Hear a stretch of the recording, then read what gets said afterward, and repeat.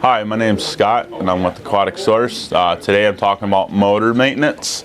First of all, you need to annually inspect your motor and pump for any leaks. If the shaft seal begins to leak, it will take the motor out because the water will actually go up the shaft and it'll enter the bearings of the motor, and then it'll make the bearings go out. The other thing you want to look at when properly maintaining a motor is most of your 5-horse and up motors have grease zerks, and you want to make sure you give it a couple 2-3 squirts every 3 months, just to make sure there's enough grease in there to keep those bearings lubricated and cooled.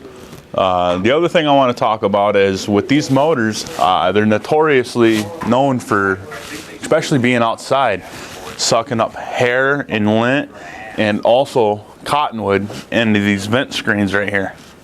I'll have them on the front, and then you have them on the back. When that occurs, that actually creates the motor to run hot. Once the motor's running hot and it can't cool off, the bearings will start going, and once the bearings go, the motor will actually go up in smoke because the bearing sees up.